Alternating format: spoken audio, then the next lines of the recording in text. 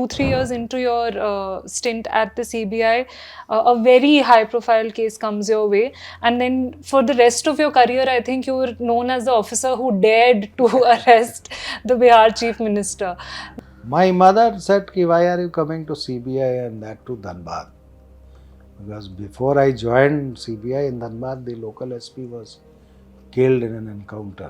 Once the Godhra incident happens, the carnage happens, its investigation comes in your lap. So when I joined, I thought, ki, how this is possible? Ki this bogie is so badly burnt. It's not possible that within 10-15 minutes the entire bogie is set on fire. I went to the scene of crime, spent number of hours, days on the railway track, railway station, just to understand how this might have had happened. Evening time, I was about to leave. So there is a lady officer who was the DCP in the city. She came to me and told me, "Sir, two girls have come who are giving the complaint about the rape against Asaram Bapu and his son." What was going on in the CBI, and what was the tussle, the tension between you and Mr. Alok Verma?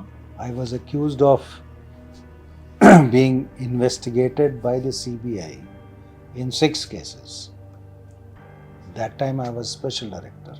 There are brokers, like if you have some case against you, you pay him the money, he will get the things right for you. Hello and welcome to the Print's Officer's Desk, a brand new show on the Indian bureaucracy where week after week we bring to you a retired civil servant who has spent about 30 to 35 years serving, governing the country. And here on this show, they share anecdotes, experiences, insights from their career about how exactly the Indian state works.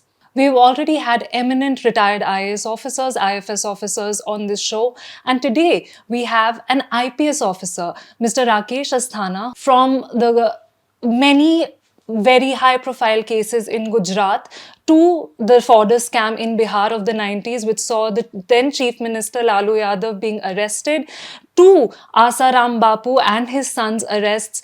Mr. Rakesh Asthana has actually spearheaded investigations in some of the most high profile cases in the country. Welcome to the Print, sir. Thank you.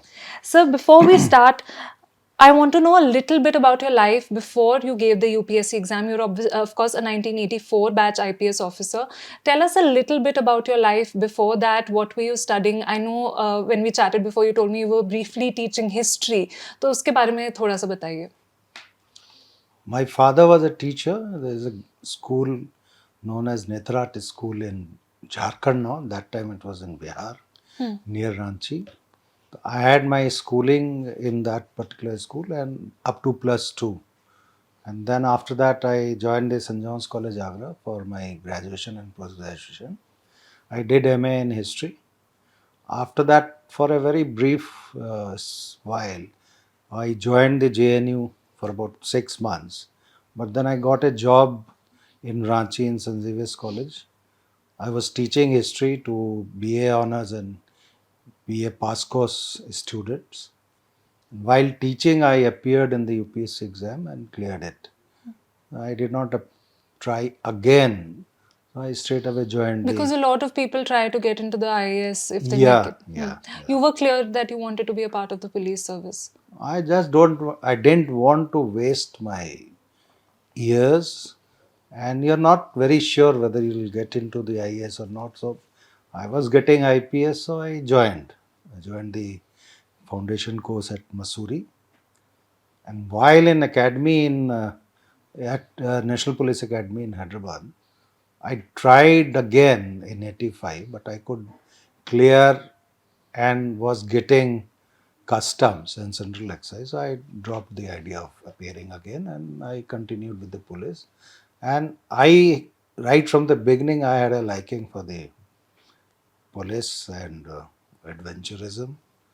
So I continued with that. So, in fact, I enjoyed my training and other activities I want related to the service. I want to ask you about the training at Hyderabad. What is, if you can take us through the main training aspects for a police officer, and how are they different from, say, an IAS officer? Hyderabad is a mix of physical training and the classroom training, plus some practical training. So it was really, matlab, the training scheme has been drafted very nicely, carefully, and in the field we used to have drills and games and everything to keep us physically fit. And in the classrooms, we were taught law and police science and criminology and other related subjects, forensic science, forensic medicine, etc. So it's a good mix, and I must say that training in the academy, particularly the physical training, makes you your stamina develops, and you can withstand any pressure in your career. So there, the people who imparted training, the officers, they were very particular so far as physical training is concerned. They wanted us to maintain good health, good stamina, and do everything which is expected to be done by a police officer in the field. थोड़ा सा बताएं physical training के बारे में. What were the different things that were taught as part of the physical training, and does it keep getting updated as we go along? Because काफी हद तक जो पहले घुड़सवारी जरूरी होती होगी वो अब नहीं होगी. नहीं, अभी भी है घुड़सवारी, तो अभी भी है, because mounted patrolling is part of policing. So everything is there. Now they have updated it with regard to counter terrorist measures or counter insurgency measures, those trainings, jungle training and all. But basic idea is to prepare an officer who is mentally and physically strong. So that training in the field, like in NPA, it comprised of everything. It's right from PT to drill to games, everything. Judo, karate, bodybuilding, everything. So rock climbing, swimming, horse riding, everything was there in the curriculum, and everybody had to pass tests in that. So I personally feel that training in NPA had groomed us well to withstand the pressure And and this was stress. about a year long. It's a 1 year training, yes. So then you come to Gujarat. No, after I cleared my After clearing the UPSC exam, you come to Gujarat. It's a new culture. It's a new language. Tell us the early years. How does an officer who's posted to an entirely unfamiliar alien place, how do you pick up? Are you supposed to pick up the language? How do you sort of embed yourself in the culture of a new place? So far as cadre allocation is concerned, it is done by the government. So once you get a cadre, it is imperative or mandatory for you to learn the language of the state. So since I was allotted Gujarat cadre, so we had to learn Gujarati. And you even now fluent in Gujarati? Yeah, I can speak, I can write, I can read. It is good because unless you know the local language, you will not be able to interact with the people. Basically, IPS officer is all the time dealing with the public, the masses. So you should know the language, you should know the culture, you should know the tradition of these states. So how do you do these things? How do you pick them up? The traditions, the social ethos. Once you join the state, and if you are doing your work there, you're living there, so you pick up over a period of time. And Gujarat, I must tell you, it is not a difficult state to adjust. Initially, we felt a sort of difference in the traditions, cultural shock to say, but we had a different culture. The Gujarat has a different culture.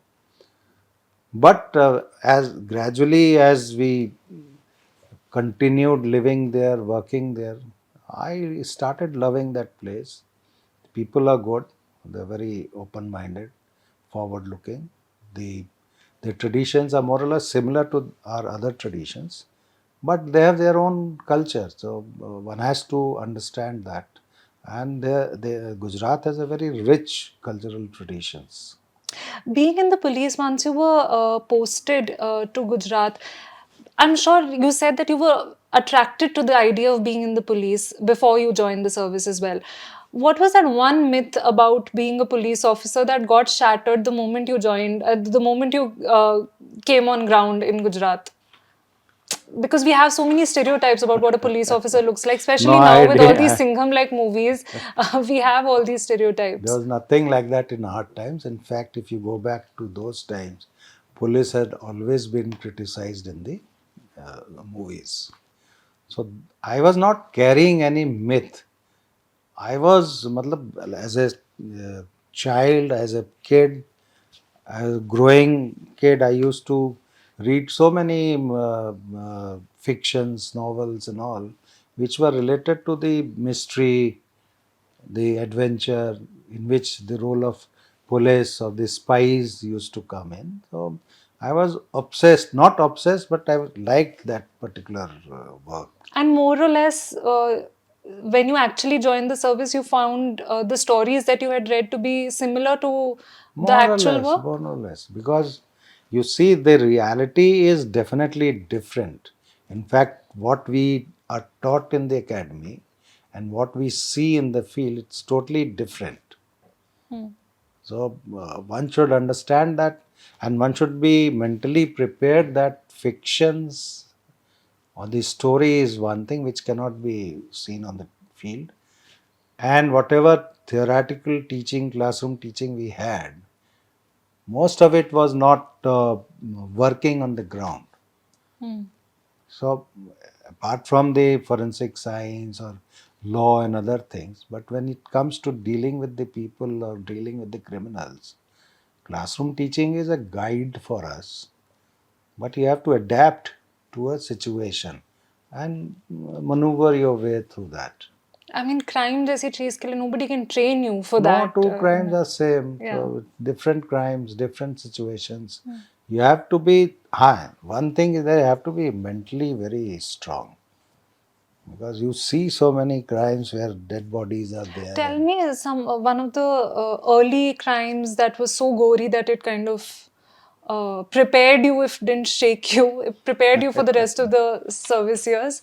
right when we join as SDPOs or ASPs, in Gujarat there is a system that as ASP, Assistant Superintendent of Police, or equivalent is DYSP or SDPO, we are supposed to investigate 6 heinous crimes, that is murder, attempt to murder, robbery, rape, like that. So I had investigated, and sometimes you come across, and then of course accidental deaths where the lady has committed suicide or has been killed. So those cases were to be personally investigated by the ASPs. I did that, and during the course of investigation, when you see a dead body, a heinous crime, it's definitely not very. It's a good sight. You have to see the body, see the wounds. You do the panchnama of the body and all. You have to touch it. You see. So these are not the things which you do in routine course. So as a police officer, when we started working on this, definitely there was a sort of sadness, you can say, or something of that sort. And you must have been There. very young at the time. How old were you when you joined the I service? joined the service when I was 23, Hmm. and I joined the field when I was 25. 25, 26 years of age, you are investigating cases, handling accused, handling people, victims. So you learn in the process. I must say, the more you do things yourself, you learn But fast. surely it's intimidating to begin with. Not intimidating, but of course, it's not a very pleasant sight to see all such crimes. Hmm. Suppose some lady who has married for 2 years, 3 years, yes, she has committed suicide by burning herself. The dead body, if you see, you feel so bad. Children are there, they're crying. All those things are there. So when I had dealt with the communal riot cases, I have seen the murders happening, and the children and other family members are in shock. So you not only the dead body, but the victim, but also the family members have to be taken care of. No? All those things are, you cannot explain it in this type of setup. But when you go for investigation, go to handle a particular situation, you are handling not only the crime but the people associated with the But does it crime and harden nearby. you too much? Do you think it hardens you a little too much where you lose some sensitivity? Because it's also a It professional. depends upon the officer, individual. I have seen so many gory murders and incidents. I had felt bad about it, but it has not hardened me. Like my feelings have not died down because of that. Of course, What you saw, say, 20 years after joining the service and what you saw in your first year of posting, was there a difference in how you felt? yeah, naturally, you're more matured and you can sit back and think about it. I must say, cannot be so much attached with the crime when you're senior. But when you are at the junior level, at the ground level, then you have to deal everything personally, directly. That is a different exposure, different experience. You, sir, got posted as SP in Jamnagar. So, because especially I think our viewers are very curious about the role of the SP. Two things that they're very curious about is what the DM does and what the SP does. So, SP के बारे में बताइए, what is the actual job of an SP on a day-to-day basis? SP is responsible for maintaining the law and order in the district. He is the district head of police administration. So all the police stations, all the officers, right up to the rank of DYSPs, or if you are in city, then ACPs, they are under the SP, and you have to lead them from the front, because if you want to take work from a force, you have to be an example for them. One is that, and dealing with the crime, law and order situation is the responsibility of the uh, SP, district SP. In our scheme of things, in a district, uh, the DM or the deputy commissioner in some places is considered to be the representative of the state to supervise all other departments, including police. So, in that sense, DM is higher in hierarchy to the SP? You cannot say that. Sometimes the DM and SP are of the same batch. And there is nothing called higher or lower. I personally feel that if you are doing your work properly, and if DM is there, if he's asking something, then there is nothing wrong in telling him. I have my experience, I'll tell you. I have done districts in two districts and other as deputy commissioner of police. The DMs, they were senior to me, and they used to tell me that you please don't bother about reporting and all. You take care and you must ensure that there is no uh, disturbance to the peace. Need not bother. Like it is your personal equation. And I used to So, there are feel no turf wars between the DM no, and the no, no, SP. no, not at all, not at all. It depends upon the individual. If ego clash is there, definitely there will be a turf war, and that turf war is not good for the administration. Even as SP, you cannot work properly, or even as DM, that officer will not work properly. So there has to be coordination, because lot of magisterial powers are being used by the district magistrates, which affect the peace in the society. So it has to be a coordinated Coordinated. effort. And I personally feel कि जहाँ भी ये झगड़े होते हैं, that is because of the personal rivalries or ego problems. I never had any issue with the district magistrates with whom I had worked, and they have been always good, even to the extent that when there is a communal riot, you're handling it. I had used to order lathi charge, tear gas, firing on my own without asking for an order from the magistrate. This is of course post 2002. We'll come to that. थोड़ा सा अगर DM SP के time से fast forward करें, you get posted to the CBI. When does that happen? I had done two stints in the CBI. First हाँ, was जो in पहला, 92 right. when I joined CBI in Dhanbad, that is Bihar, in May 92 and remained in CBI till 2002 January end. So how does this work? Do you show your inkling to go to the CBI, or the MHA, the Ministry of Home Affairs picks you? There are How two does it ways. work? Two ways. One, you ask the government, state government, to put yourself on the offer list. There's a system called offer list, which is prepared by the state and sent it to the government of India. And officers on figuring on that list are picked up by the government of India for various organizations in the government of India on deputation. Secondly, your seniors may recommend to the director CBI that look, he is a good officer. I have watched him. I have worked with him. I have supervised his work. You can take him if he is interested. So, in my case, I got a call from my senior, and he had recommended to the director CBI then in 92, and I opted. I said yes, I will go. There were some other personal issues also, so that apart, I wanted to go to the CBI to learn more. Because CBI is a specialist organization, so I opted for it. And So, and CBI, of course, right in the begin, not right in the beginning, 2 3 years into your stint at the CBI, a very high profile case comes your way, and then for the rest of your career I think you were known as the officer who dared to arrest the Bihar chief minister. Now tell us, how did the Fodder scam unfold? What were the early leads and what did you do after that? I joined the CBI in 92, as I told you. I had come to CBI because there was another reason to joining, because when I was in the state, I was doing firefighting. Wherever there was a fire, I was put, and once the fire is doused, I was transferred. So I was fed up. I thought I should go to the central deputation.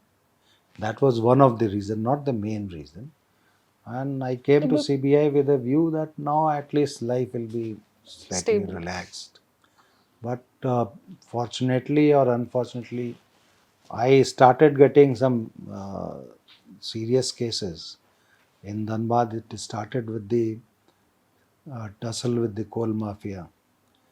Then came the Purulia arms drop case, for which I did the field investigation. But जैसे ये कोल mafia के बारे में बता रहे हैं, वो how, if you can just take us through that, because that would have been your first big case in the CBI. Dhanbad is a coal mafia town. It's a coal belt. And CBI office had been established in Dhanbad in 1980 just to handle the coal mafia with that purpose. So I went there. There are a few coal mafias who were quite bullish and quite smart, and uh, they wanted to take head on with us. CBI has no wherewithal to defend like police. We don't work with any bodyguard or security or something like that. So they, but they, it's a the notion is not that they will physically assault you or trouble you. That threat is there, and very sophisticatedly they will take you to the court, will write against you to the government. Influential people will be contacted to. So all those So all obstacles those are. things were happening with you? Yeah, definitely. So I had to face so many things handling the coal mafia there. I had to go from the lower court to the Supreme Court to defend not only myself but the cases So the also. mafia took you to court. Naturally, they used to say that he is motivatedly going after us, something of that sort. So, all these are occupational hazards actually. One has to be prepared for it. But I didn't realize in the beginning that this can also happen. You know, sir, before we go ahead, because this show specifically looks at the human being behind the officer, I have to ask you this question. You were someone at the time in your late 20s, perhaps, or early 30s. कभी ऐसे होता that your parents tell you that don't do this, थोड़ा low profile रखो, ऐसे होता था पहले? My mother said, why are you coming to CBI and that to Dhanbad? Because before I joined CBI in Dhanbad, the local SP was killed in an encounter. Oh. And it happened in, I think, sometimes in 91 December or November, December. I joined in May 92, so it was very recent.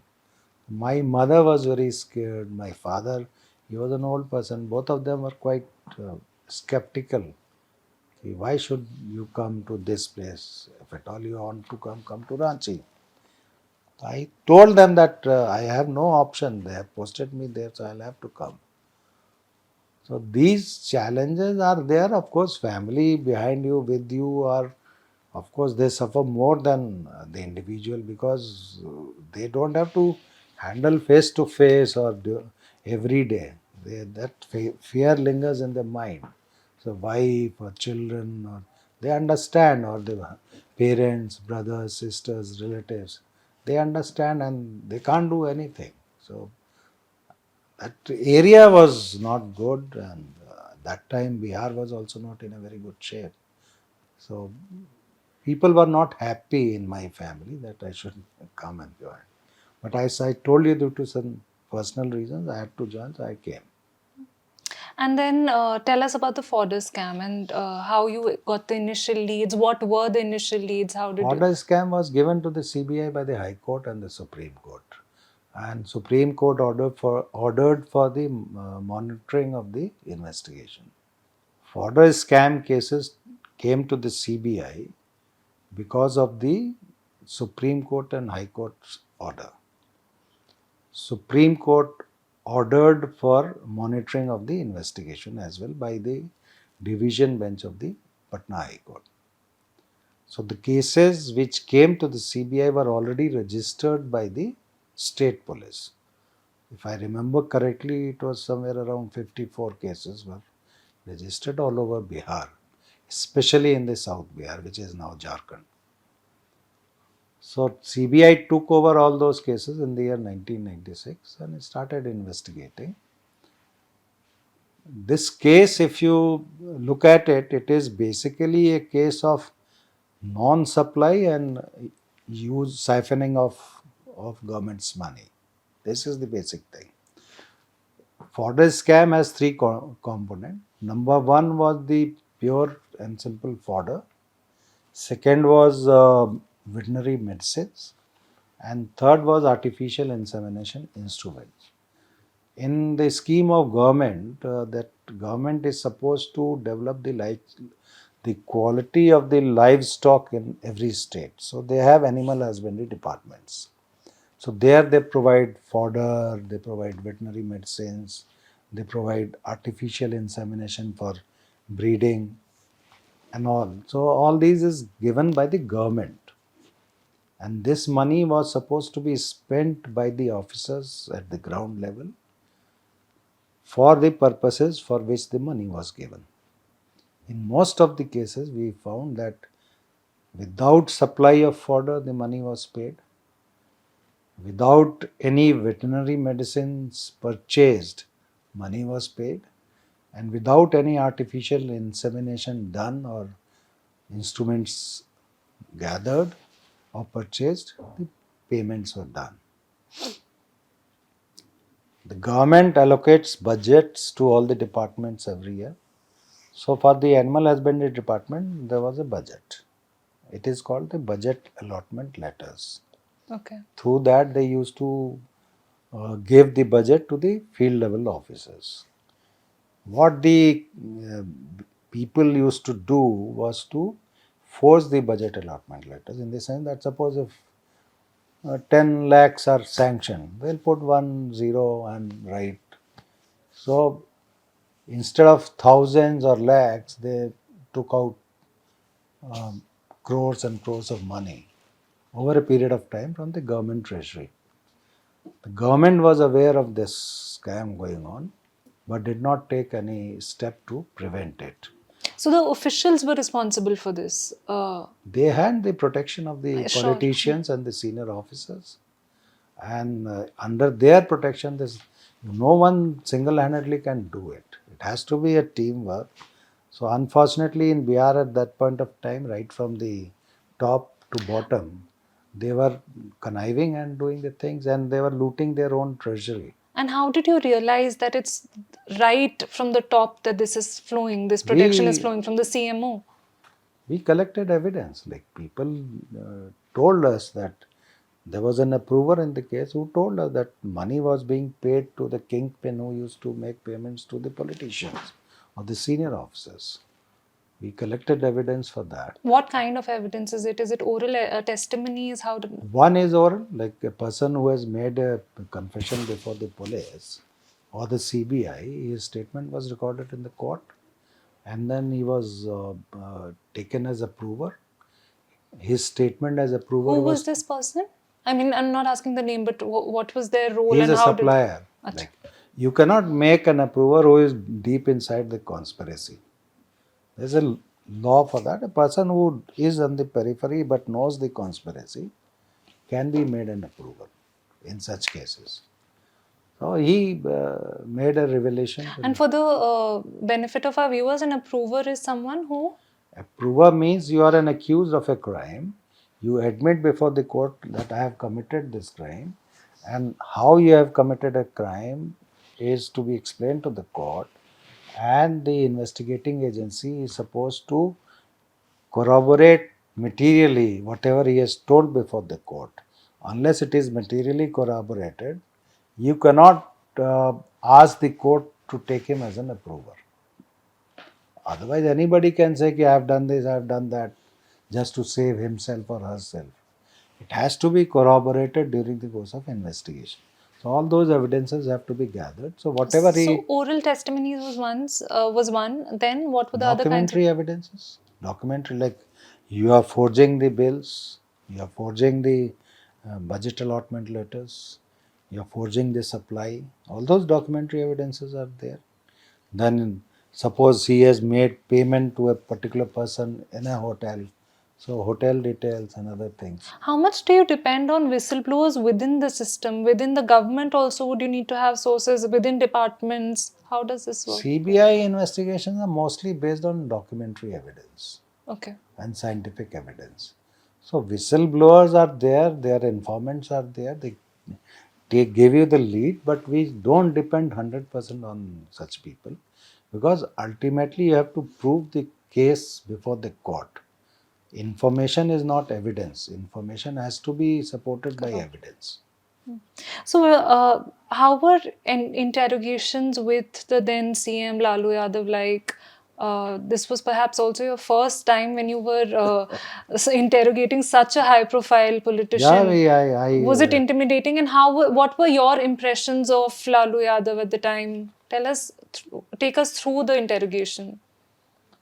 Interrogation took place in Patna on a guest house, government guest house, because we could not have interrogated the CM in his office.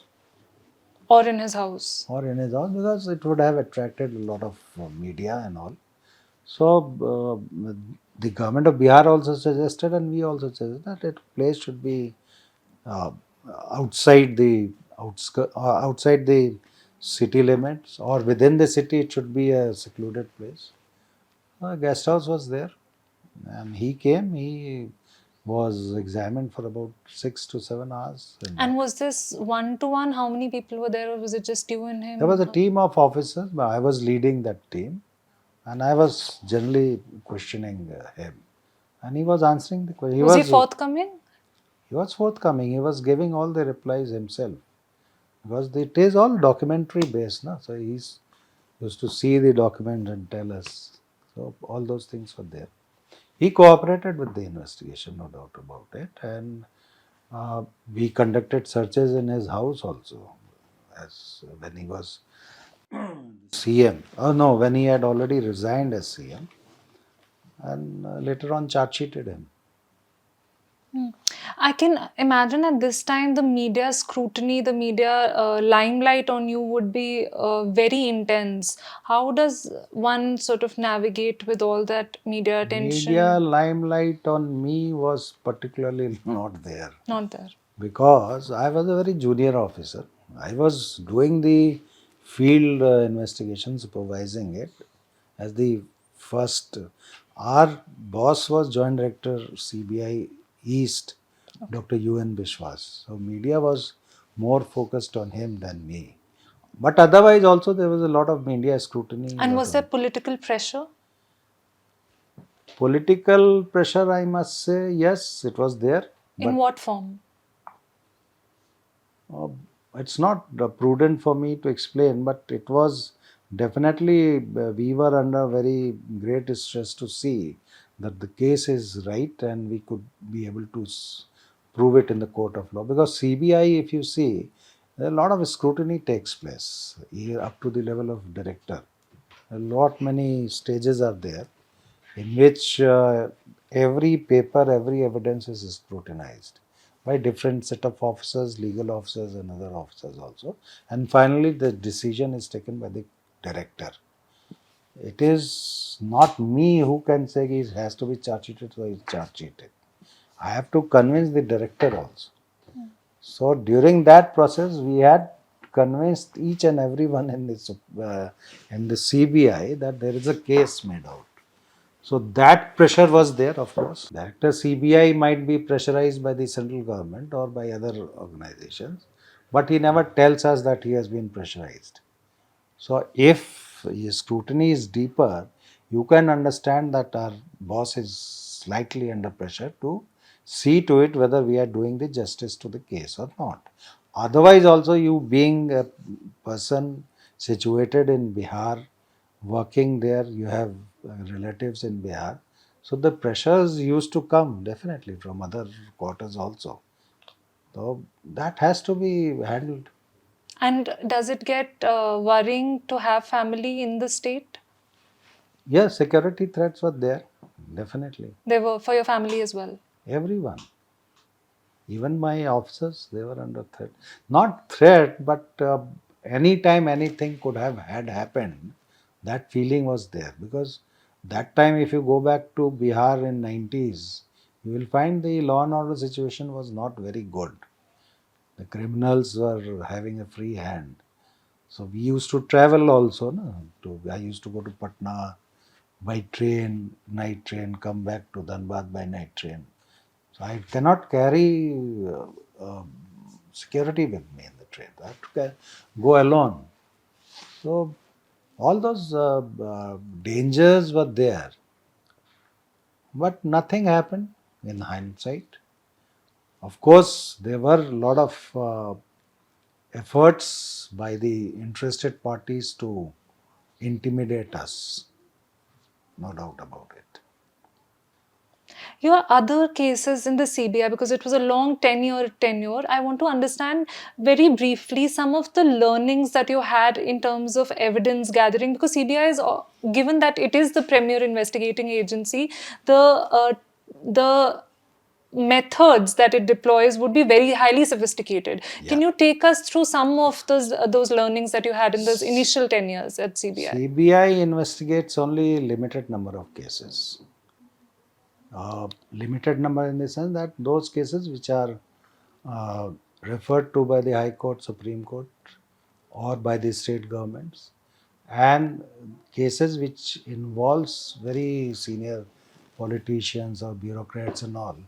So, in nutshell, CBI, the investigation of cases, the cases are itself very important. Then if you want to do justice to the case, you should know how to investigate. And CBI officers are very well trained. Is there a separate training that you undergo once you join the CBI, or There is is an it? orientation training, but ultimately it boils down to the investigation, which we as IPS officers learn in the field or in the academy. So far as Prevention of Corruption Act is concerned, a lot of orientation courses and refresher courses we had undergone to understand the nuances. But in CBI, most of the cases are document based.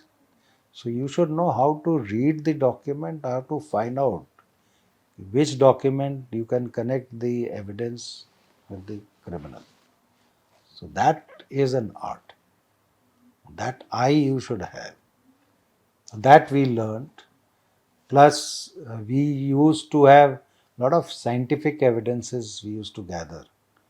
So, forensic science, forensic evidence, then digital evidence, its analysis, then data analysis like Suppose large number of bank accounts are there, how to analyze the data?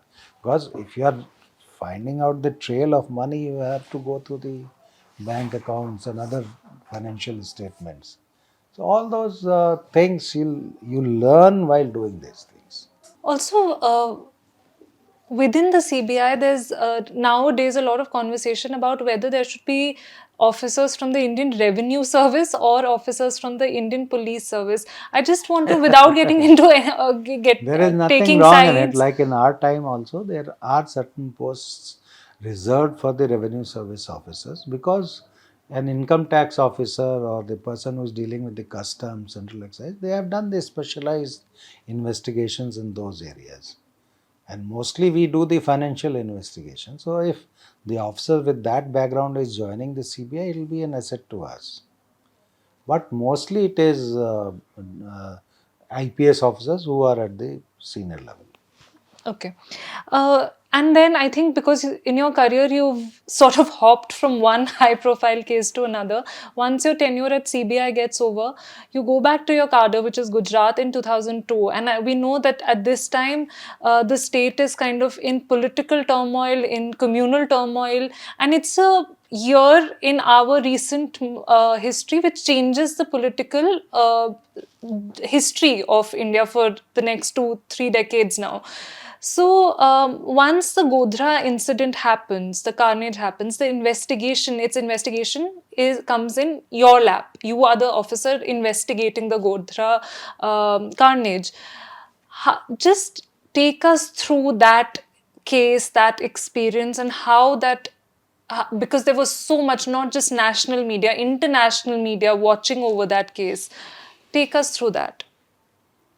I came back to Gujarat after my CBI stint in April 2002. 31st, I was repatriated, but there is a system that you get 2 months leave before joining your state. So after availing my leave, I joined on 4th of April 2002. This Godhra incident took place on 27th February 2002. After that, the riots broke out in the state, and by the time I joined, riots were almost subsided. The investigations were going on, but there was a lot of media scrutiny, and court scrutiny was also there. So when I joined the state, I waited for posting, and finally government posted me as DIG CID crime with only one case for supervision, that is the Godhra railway carnage case. But government had to set up a SIT for a proper investigation of this case, because lot of criticism was there, lot of controversy was there, lot of cases were there in the Supreme Court. So government wanted that this case should be investigated properly. But how did they trust you enough to be able to handle this case? You had been That outside is for 10 years. You had just come back to Gujarat. How do you think, in retrospect, this case came to you? maybe because the government might have thought that I am coming back from CBI after 10 years. So I am well versed with the investigation done by the And that time CBI. there was a lot of pressure to give that case to the CBI as CBI, well. yeah. So number one was that, and secondly, since I was out of the state for 10 years, I was not carrying any baggage for anyone, like against anyone. So government might have thought that he can do an impartial job, fair job. That is why I was made the in charge of the SIT, and I took it over, and it was a challenge, of course, no doubt about Take it. us through that. Take us through those This case was investigations. registered in on the same day when the incident took place. So when I joined, almost some investigation was done. I had to carry it forward, like without damaging the investigation and all. So when I joined, I thought, ki, how this is possible? Ki this bogie is so badly burnt. It's not possible that within 10-15 minutes the entire bogie is set on fire. I went to the scene of crime, spent number of hours, days on the railway track, railway station, just to understand how this might have had happened. And we did an exercise, simulation exercise, Where this bogie was placed, that was in front of A cabin, which is an outer cabin for any railway station, and where the tracks are turning, like there's an incline. Bogie was placed there, similar type of bogie. First, we saw that bogie which was burnt, saw the burning pattern. Then we did the exercise. Burning pattern, what we noticed in the burnt bogie was that it was, see, there are seat number 1, berth number 1 to 65 or 59. That is the configuration of any three-tier bogie, non-AC. And both the sides, before you enter into the toilet, there's a wash basin outside and there's a space, okay? And there are vestibules on both the sides of the bogie. So first we saw the bogie. Now, bogies in this Sabarmati Express were of different makes. Why I am saying this? The bogies which were manufactured earlier were having the vestibules of canvas, and the bogies which were manufactured later were having the vestibules of hardened rubber, that turned rubber you can see. In this case, the bogie S6 was made in 87. How do you notice that? So every bogie there is a number which is from outside. So first two digits are the years of manufacture. It was manufactured in the year 1987. We are talking about 2002. A pretty old bogie. It had the vestibule with canvas and a sliding door to close it. When we went in the bogie, we saw that there is a distinct burning pattern. Like the floor from backside 65 to 1 or 79 to 1, whatever birth number. Up to the half, the floor was badly burnt, and beyond that, it was less burnt. What did that tell you? Means somebody had put the fire from the back. That is obvious. And the intensity of fire was in the back. Okay. The window panes were shattered. The other pane of metallic panes, which you pull it down, they were also shattered. So there was a scope from the window also to be put the bogie on fire from the window side also. The material which were recovered by the FSL, they reported that petrol is there in the material, burnt material, and kerosene is also there in some of the specimens. So once we saw that extent of damage to S6, I asked the FSL experts, if the petrol is there or kerosene is there, then how much petrol will be required to set it on fire like this? So they conducted an exercise. They stood behind the last berth, the open space, and poured the water. Pattern became same which we noticed in this thing, and they did some other exercises also. They concluded that 160 liters of petrol minimum is used in putting this bogie on fire. Now, why we were interested in the volume? There were two theories that time, that it was accidentally set on fire because these car sevaks were carrying stoves and all. And other theory was that the car sevaks themselves had set the bogie on fire because they were carrying the stoves, kerosene stoves. So I examine the timings also. Like train came at 7:55 in the morning, stood there for halted there for 10 minutes, then started moving at 8:05. There was a chain pulling. It halted after going to some distance at the platform itself. Then after rectifying the alarm chain discs, it started moving again.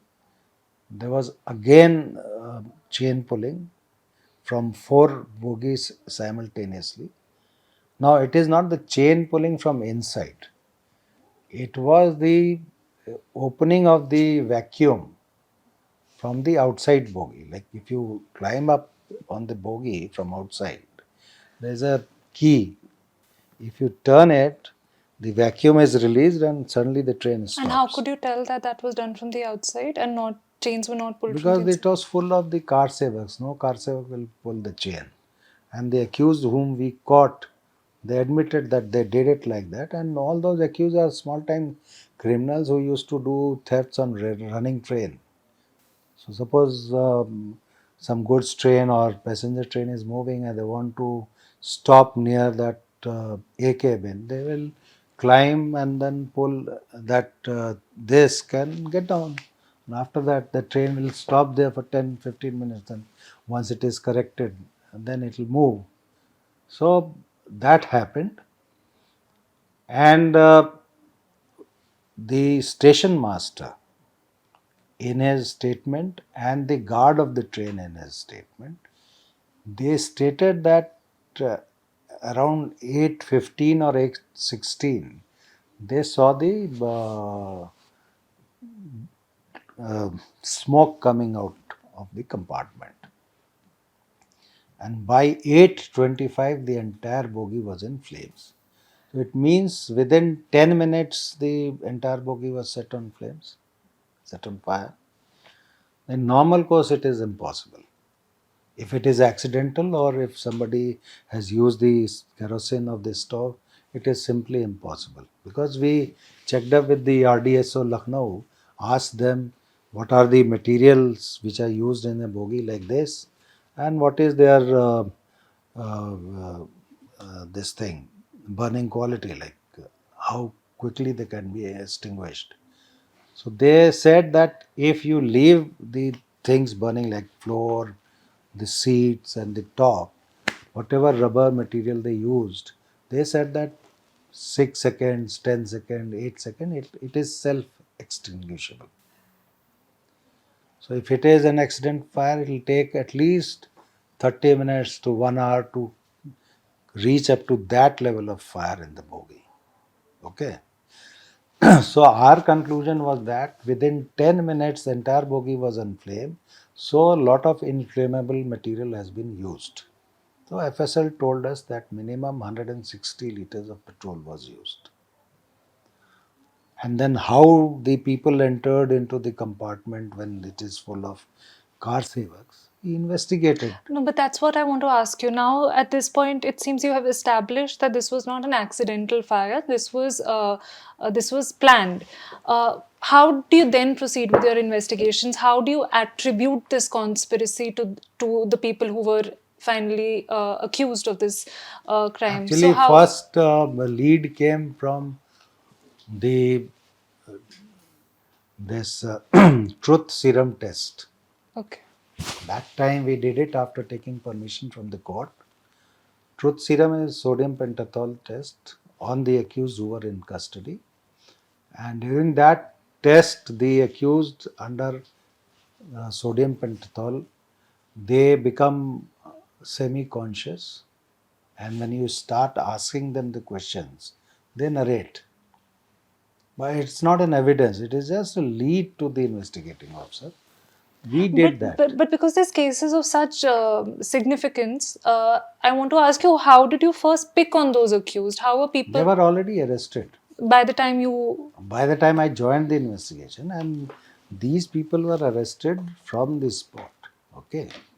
And some we arrested later on when the evidences came. So these accused were there, and it is called narco psychoanalysis. So, sodium pentothal injection under the supervision of the doctors, experts, it is given, and then we question and they answer. So, they revealed. They said that we went into the bogie by cutting open the vestibule from behind because there was a heavy stone pelting on the train from the left side, and because of the direction of the stone pelting, people had moved towards the front side of the bogie. Some have gone inside the berth to protect themselves from the stone pelting. So they stood near that space between near the wash basin and that alley which leads to the other side, and then poured the petrol. And they jumped out, and from outside they had those burning rags ready, already dipped into the kerosene or the petrol. They burnt it and then pushed it through the broken windows, and it caught fire. After this, one thing that one criticism that came your way was that there were some organizations, terrorist organizations, who, through your investigation, you had found were involved in this, in the planning of this attack. Subsequent investigations showed that they were not involved. So, who were these organizations that you thought were No, initially involved? actually, when the people are doing this type of activity, they cannot do it on their own because people who are living there, they are not very educated. They can be instigated, they can be used. So there must be some mastermind behind them. Whoever we caught as a mastermind at the local level was just for making people assemble there and facilitating the collection of petrol. There is a guest house near A cabin. It's called Aman Guest House. We checked the guest registers there, and there were movement of some Hizbul Mujahideen militants from Kashmir to that place. So, and during that period only, prior to this incident. So, we went and picked them up from Kashmir and interrogated them, and we could find links across the border also. There are certain phone calls and all, but there was no Clinching. prosecutable evidence to connect them to the crime. So you have a choice either to sensationalize it or to put those evidences which are watertight, good, and get your conviction on based on that. There is certainly people who are there behind the scene, but we could not collect the prosecutable evidences against them. So, so you did not mention them. You did not mention Hizbul What is the Mujahideen. point? You will weaken your case, no? How did this case then, sir? Obviously, because as you mentioned, the train burning led to riots. How did that change Gujarat? As because you spent many years in Gujarat as a police officer, even then, I want to ask you two things: how did it change your own career, and how did it change the state? So far as career is concerned, again, I was in the limelight in the Yeah. sense that people were scrutinizing me this way or that way, whatever. So there was a lot of criticism also, and people used to Did it blame. get to you? Did it unnerve you, the criticism? Naturally, you feel it, but if it is wrong, you feel it. But you can't do much as a police officer or as a public servant. You cannot go and rebut everything in the public. Only your work will show whether you are right or wrong. So, since whatever investigation we did was found to be correct by the SIT later on, appointed by the Supreme Court, they gave a certificate that they could not find any lacuna in the investigation of the case. And on that basis, the trial took place and the people got convicted. And later on, the High Court upheld the conviction. So, that itself is my rebuttal, or whatever it was. There is no need to rebut them, but of course, when media is saying that the civil society or the NGOs are talking all those things, so you used to feel, of course. And there are a lot of controversies also. Justice Banerjee Commission was there, and you are on the limelight that, and again, unfortunately or fortunately, Railway Minister was Mr. Lalu Prasad Yadav, when this Justice Banerjee Commission came up. So those fodder scam memories and all those things were definitely there. So that stress was definitely. What were your impressions of the then Chief Minister, Mr. Narendra Modi, now the Prime Minister? You have worked closely with him. You know, there are so many stories. It's one of the most widely said things that Rakesh Asthana was Prime Minister Modi's blue-eyed boy. So we want to understand what was your Okay, people relationship? say What, like that, yeah, that those are the I'm a, most typical media articles that one comes it's all across. right. But Yeah. the But what were only your impressions of him? Mr. Bondi is a thorough professional. He will not like an officer unless I am or the officer is thorough professional. If I am professionally competent, he has liked me. So there's nothing wrong in it. He is the chief minister of this state. He has to maintain peace and law and order in this state. So he has to get it done through the officers only. No? One striking thing that you remember of him that we don't from the outside know, or something about his working style, his personality, because you worked so closely with him, something that stands out for you. First of all, he is a visionary, so he thinks ahead of times. So he is a votary for use of technology in policing, number one. Number two, he has never interfered in the police work. I was holding so many positions in this state till the time he became the PM in 2014. I was in the field all the time and never ever he asked me to do certain things or not to do certain things and given a free hand. His only mandate was that under no circumstances, no communal riot should take place. I held the positions in the communally hypersensitive cities. The crime should be under control and peace should be maintained. So that mandate was there and we worked for that. He never interfered. So that way, I consider him to be one of the Any best. memories, any anecdotes that you, any one memory that stands out of an interaction? Lot of interactions are there, and Anything that stands out, anything that you can share with us? the lot of things are there. I interacted with him very openly and very passionately also. And so many Does police. he call officers by their first names? Yes, he used to call me Rakesh ji, Asthana ji, whatever. But he is a hard taskmaster. He reviews, he monitors, gives you freedom to work. And for example, when I was posted as CP Surat in 2011, I went to call on him because he was the Home Minister also for the state. So I asked him, I just went to pay my regards. So he told me that, look, you cannot get more manpower, but if you use the technology, it will be good. So I got the cue. So in Surat, we launched this first Safe City project of India. We got the award from the Union Government of India, the gold medal in 2013.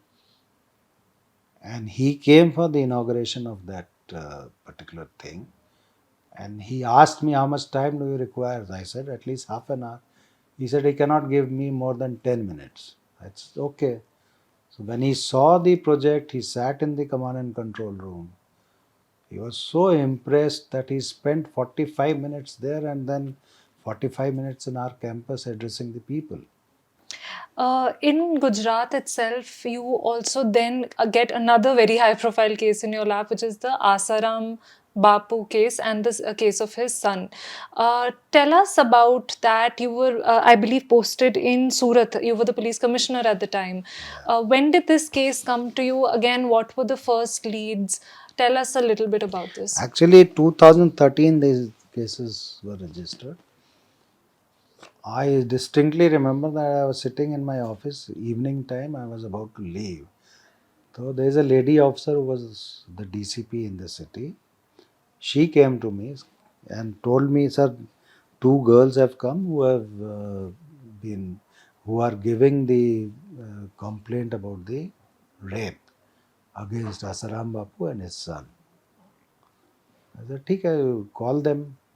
So both the girls came to my office also along with their guardians. How young were they? How old were they?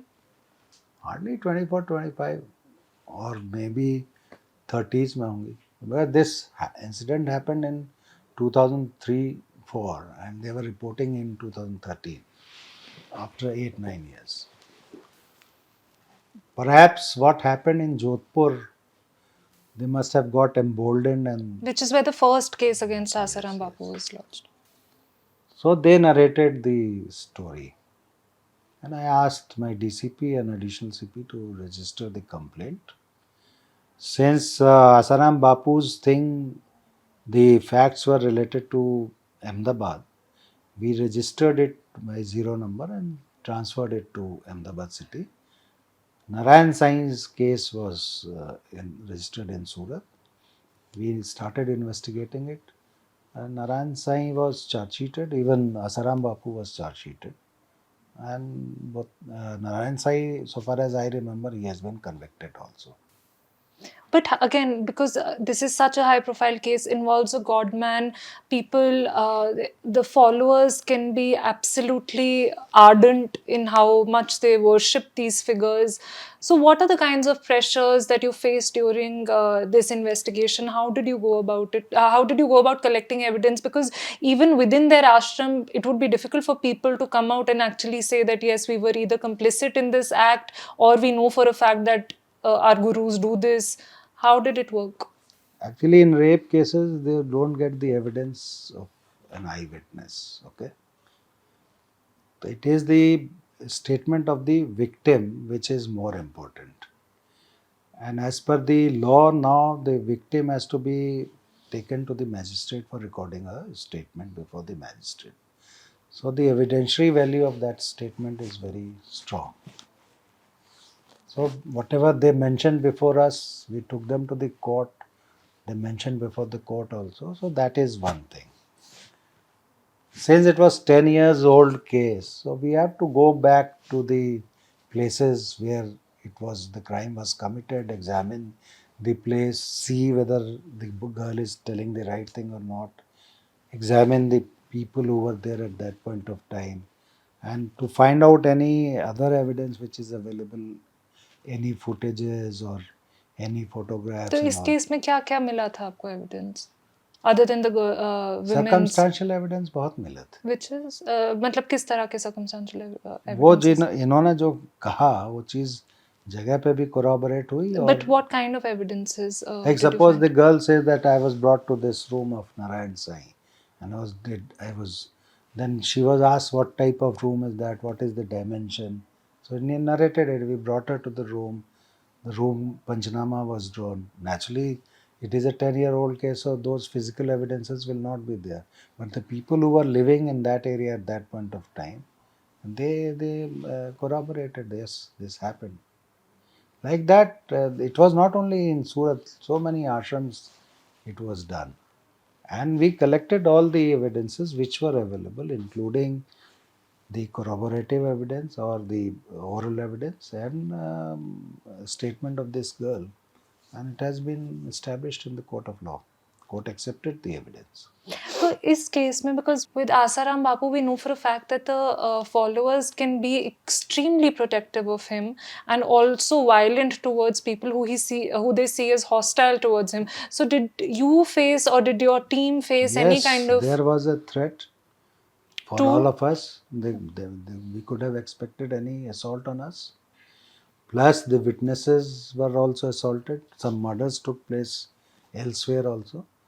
So their supporters are definitely they feel that wrong has been done to their godmen. So they could have gone to any extent. The acid acts were there. These threats were there. acid attacks? Someone from your team was attacked? Yes, and these girls, we had to protect them. We gave them the protection. All those things are there. But it was in the beginning. Now, I think gradually it has cooled down. In 2014, of course, the government in Delhi also changes. When did you come from Gujarat to the CBI again? 2016. 2016. And this is when, again, you handled the Vijay Mallya case. Tell us a little bit about that case. अभी तो If you want me to explain it in 10 minutes, it's very difficult because the time is also there. No, very So briefly. we can talk about it later, but I had handled quite a number of sensitive cases after I joined the CBI. This Sharda scam case was there, okay? Coal scam was there. Then Vijay Mallya's case, Augusta Westland case, INX media case. So all those small, these types of sensational cases were given to the SIT headed by me in the CBI. What was your position at this time in the CBI? I joined as additional director, then became the special director. And for a brief period of time, I had held the charge of the director. Yeah. So your career, by and large, has been split between the state and the CBI. Yeah, I considered myself to be lucky because field officer, field police officer is must. Like that experience is must for us. Yeah. I had both field experience plus investigative experience of specialized agency. In Delhi, of course, you were in the CBI for a very long time, but you also became a commissioner of police of Delhi itself. You headed the BSF as well. So again, all very, very prestigious postings. I was reading one profile of yours before we started this interview, and I want to quote from there. One of your colleagues who wished to be anonymous had mentioned in that profile that the only thing that is Rakesh Asthana, does not understand is how the Delhi bureaucracy works. He failed to build a network in the capital and has depended on fellow Gujarat cadre bureaucrats in times of crisis. Is that true? And I want to ask you, how is the Delhi bureaucracy different from working in a state? In to a certain extent, he is correct.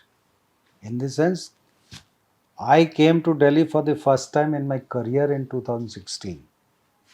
Before that, I had never worked in Delhi, so I didn't know anything about the bureaucracy or the uh, undesirable contact men in Delhi, Dalal you call it, and the politics which goes on in Delhi.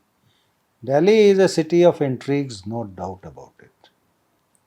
I used to think that if you work straight, nobody can harm you. So I, in retrospect, think that I was unable to gauge the machinations and the intrigues of the fellow officers or bureaucracy or other political people or middlemen. And that is why I had to suffer. That is a fact. You're, of course, alluding to the 2018 episode that Yes, happened when you yes. were posted as This special. quote, I think, has come Yeah. in that context Yes. only. Yeah. This was the time, it was 2018, you were posted as special director in the CBI, and Mr. Alok Verma was the director. And everywhere news items saying CBI versus CBI was splashed.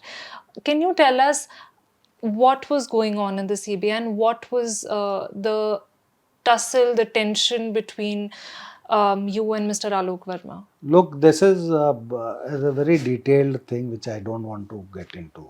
Whatever The you can nitty share with gritties of us. things, but I can only tell you that it is not CBI versus CBI. In fact, I stood against the corruption in the CBI, which I saw, and that resulted in counterattack on me. So that is the basic thing, and it started, I think, in 2017 only, and gradually developed into a thing which happened in 2018. And since I was accused of so many things in a press statement by an official PRO of the CBI way back in July, I think if the date I remember correctly, it was around 10th or 11th of July 2018. I was accused of being investigated by the CBI in 6 cases. That time I was special director. So Yes. it was a shocker for me because CBI PRO cannot come to the press without the sanction of the director or the people who are controlling it. So I had no other option but to fight it out. I didn't know what cases are being investigated against me. Was that a white lie? There were no cases that you were investigated No, for? no, it was a total lie. It was a total lie. There was nothing. But how did things come to such a head? That I don't want to go into the details. Do you think that? But when this PRO thing came up in 2018, in July, I said it started from 2017. And during this period, I was investigating all these important cases. You can understand the stress under which I was doing all these things.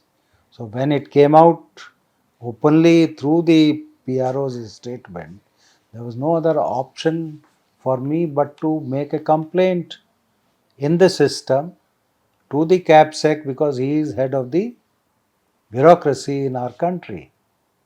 And I made a representation to the CAPSEC, which was inquired into by the CVC, and it was found to be correct. Later on, Supreme Court also found it to be correct. So my stand was vindicated, but in the process, the damage was done. I want to ask you not about this in particular, but what you said earlier about Delhi being a city of intrigues, of Delhi working through camps, of through cliques, the bureaucracy within I Delhi. did not say that. I said that in Delhi, I didn't know that it is a city of intrigues, and the bureaucracy in Delhi, or the middlemen, or the political class. Who do you mean by the middlemen? Who do you mean by the dalals? There are brokers. Like if you have some case against you, you pay him the money, he will get the things right for you. So if I am in the CBI, if I am not paying a heed to such people, or they have not the courage to come and talk to me, what image you have? They will always say he is a man who cannot be controlled.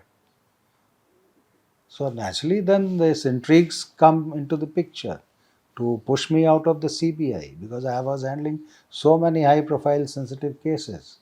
And I was definitely at that point of time, people used to think that because of my seniority, one day I may head the organization. So these people thought that if I head the organization, what will happen to them or to their business? So naturally they played, and the entire thing is before you or before the people. So that is there, but I don't have any bad feeling. I have come out of it and I am satisfied because I stood against it and I fought it. Thank you so much, sir, for joining us. And this has been a riveting conversation. I think a lot of our viewers would have gained an insight in some of the biggest cases of the country in the last 20, 25, 30 years. Thank you so much for joining us. Thank you.